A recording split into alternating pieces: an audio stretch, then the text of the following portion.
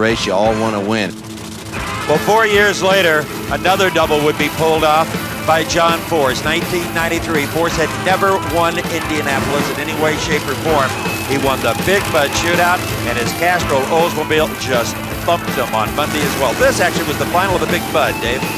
And it was the McDonald's Oldsmobile driven by Cruz Pedregon, who was coming off of that great 1992 season where he won the U.S. Nationals and won the Winston Championship, snatching it away from John Force. Was he going to take away the Big Bud Shootout?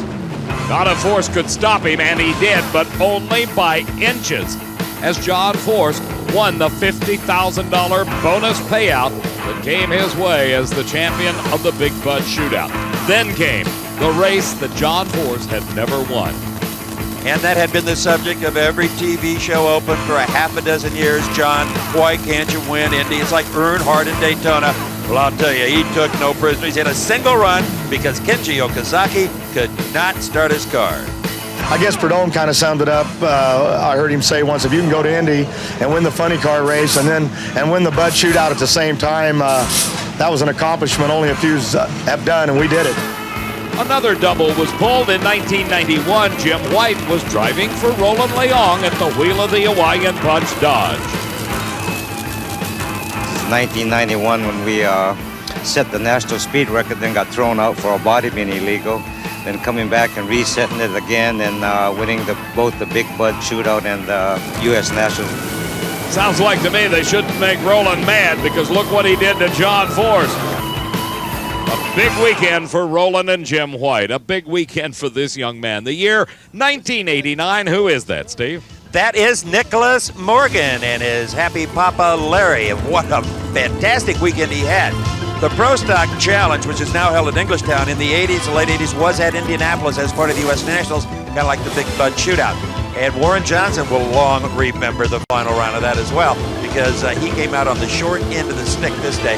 Larry Morgan was just knocking the tree down with reaction times. As Morgan got the advantage off the starting line, his Castrol Oldsmobile was able to hold on for a car-length victory.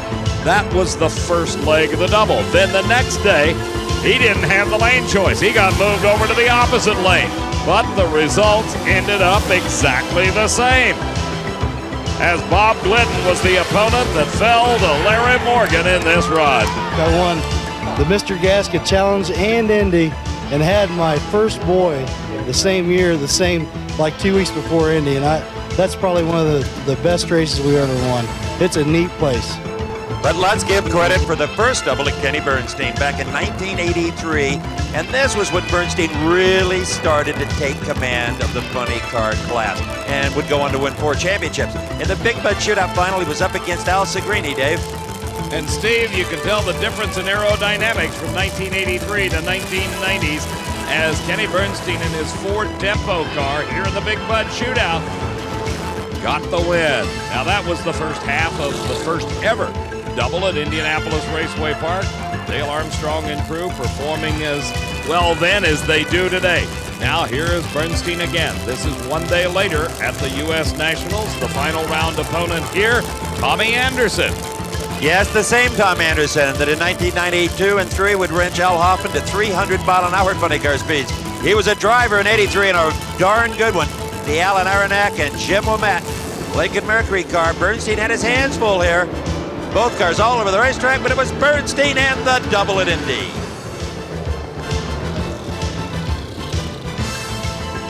Of all the places to do that, the U.S. Nationals being what it is, what it meant to me and means to me, and all of us as competitors, it was a great thrill for us to accomplish that. And that's what I remember the most about Indy. It's being the biggest there is, the best.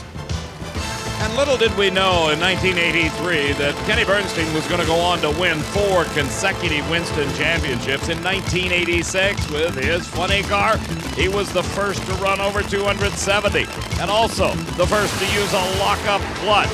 And boy, was Kenny excited about his chances in racing. Hey, that's it! That's it! Well, I knew it was good. I mean, I knew. I got down here and I was just hollering in there. That's super. Armstrong, man, I'm going to kiss you all over. Yes, sir. Wasn't long, though, that Kenny Bernstein slid his frame inside of one of those little tubular chassis they call a top fuel dragster. Actually did that in 1990 and found out the learning curve was pretty stiff, but in 1991, Kenny Bernstein, the Bud King, made the finals against Pat Austin in the Castrol car. Austin, many-time alcohol champion, first time ever in a dragster, and you saw what happened. He just misjudged the burnout a little bit and banged the blower, sending Kenny on a single. The Austin family had acquired the Castrol GTX dragster from the late Gary Ormsby's estate, and Pat Austin had done such an outstanding job in his debut performance until it came down to this disappointing moment. All he could do was sit on the guardrail and watch as Kenny Bernstein came to the starting line. The crewman in the back probably signified the emotion of the moment. They knew they had the race won, and that's all that counts. You bet. That was Mike Guger, who's been with Bernstein a long, long time. And then to rub salt into the wound, Pat Austin looked on as Bernstein smokes the tires. He had given it away.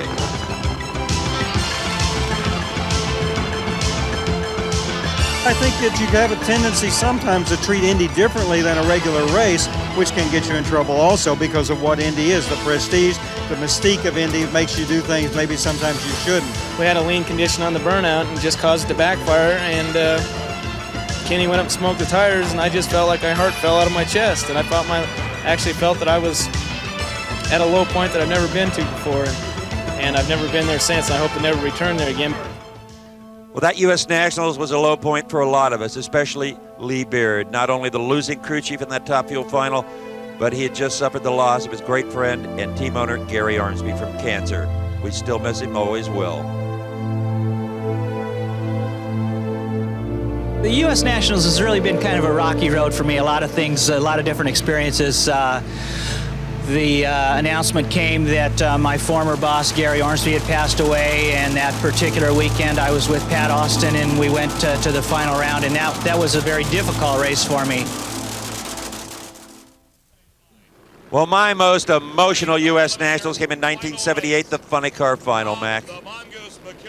As you can hear me in the background calling the race on the PA, Tom McEwen raced his longtime friend and competitor Don Prudhomme, but the emotion really built up to the McEwen side. He had just lost his son.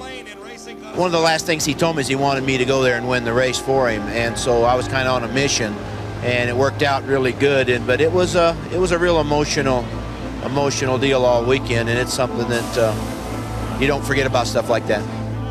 In fact, it was so emotional. Prudhomme, a heavy favorite. When McEwen won, and he did in that Corvette of the near lane, his crew, so ecstatic, they jumped in Don Prudhomme's truck and tried to drive it down to the end of the racetrack. There they were, absolute bedlam. At the far end of the racetrack, I didn't know if I could do the winner's interview. It's with tears in my eyes. And there were tears in Don Prudhomme's eyes as well. Talk about emotion. Darrell Gwynn at the wheel at that time of his Coors Extra Gold car. This was 1989. His career definitely on the ascendancy in Top Fuel competition. But as we all know, in 1990, he made that fateful trip to England. The dreadful accident occurred, and Darrell Gwynn returned to the U.S. Nationals, this time at the controls of his wheelchair as Frank Hawley was driving the dragster. Well, it was a big boost for me to come back to Indy, being a defending champ. And after all, my recovery came from all of my friends, and that's where all my friends were, and that's why I wanted to be there. It was one of the motivating things for me to get on with my life and to get out of the hospital and to just be around the people that I wanted to be around instead of being around, the hospital surroundings. I will never forget 11 a.m. Monday morning Labor Day, the roar of the crowd as Darrell Gwynn wheeled out onto that starting line. They were quiet, though, for the Top Fuel final because Darrell's car with Frank Hawley in it made it all the way up against Joe Amato. This was the finals of the U.S. Nationals in 1990. And as Darrell watched, Hawley was outdistanced by Joe Amato, bringing an end to the dreams of Darrell Gwynn, at least that day. There was a tremendous amount of emotion on the starting line as the crews exchanged congratulations or condolences. Tim Richards, who was at that era the crew chief for Joe Amato, over to chat with Darrell. Darrell headed back to the pits. Listen in the background, the crowd still cheering Darrell Gwynn, his father Jerry, his then fiancee Lisa Hurst, now Mrs. Gwynn. What a fitting way to end the U.S. Nationals. And you know, Mac, a lot of bizarre stuff has happened at Indy. Let's take a look at some of these incidents. How about 1969 with Tom Neha actually, well, he had the race won against Bill Morgan. I'll let you watch what happened. A handicap race, and Neha in the 57 Chevy wagon in the near lane, the big wagon on the far side trying to play catch-up. Watch. But he forgets there's no breakout in the final round. Nails the binders, and around him comes Morgan. Steve, that is a rule that didn't last very long. The no breakout in the final. Morgan just squeezing by to take the win. Another ironic moment, if you will, came when Don Garlits met Benny Osborne. Well, he was supposed to meet Benny Osborne, but as the car was slowing down after the burnout, Don Garlits accidentally shut his motor off, and he got a farewell handshake from starter Buster Couch. And Benny Osborne got the single for the early round win. That was 1969. Let's jump forward 20 years to 1988. Top Fuel final, Joe Amato and Gene Snow. Gene Snow was in the near lane. He looked in a great position to win his first ever U.S. Nationals in Top Fuel. The man who was the father of the funny car at the U.S. Nationals, backing up, not a care in the world, just trying to get in the right mental frame of mind, concentrate on running his own race, pretend the other guy doesn't exist. All those things Top Fuel drivers tell you they can do and rarely can. The crew made all the necessary cockpit adjustments. Amato staged, Gene Snow staged. Who would be the Nationals champ? Well, were it not for a broken throttle cable, it should have been Gene Snow. That's what happened. The throttle cable fell off of the car. Amato, who had smoked the tires, got back in it and won, much to the delight of his crew. As we saw a little bit earlier, the dejection on Pat Austin's face when he knew he just gave it away after he exploded the supercharger on the burnout. The same emotions going through Gene Snow's mind as that throttle cable let go. Nothing but raw fuel poured out of the motor. Nothing but smoke came off of Joe Amato's tires. But trust me, when you look in the record book, it has no asterisk beside the win of Joe Amato. The Wave was popular back in those days as well. Yeah, well, you were in the tower whipping him. It was an embarrassment to the entire sport, Mac. Look at this. Billy Meyer will vaporize a funny car body for you. Unbelievable. And Meyer, who in his youth was a go-kart champion, found that experience highly valuable in this particular situation. Now you think, that car was junk. It couldn't run the rest of the U.S. Nationals. Well, it could if your good friend Kenny Bernstein loaned you a spare body and you grafted it on. Steve, you and I both have seen numerous explosions of engines, of cars, but I don't ever recall seeing a funny car body disintegrate quite like that one did. And the amount of debris that Billy Meyer drove over, and there was no damage to the chassis. That's why he was able to put the body on and race against this man. That's Joe Pisano. He's out dodging his driver, Mike Dunn, as Billy Meyer came to the starting line with a borrowed Bud body from Kenny Bernstein. The explosion happened in qualifying, so it was a real tribute to the entire crew that they got this thing together and made it to the finals. And it looked like Meyer was maybe going to win it when just something else went wrong. And as we saw earlier, Mike Dunn was able to backpedal his way to a win. Meyer launched well off the starting line here in the car in the lane nearest the camera, but he was unable to complete the run as problems set in.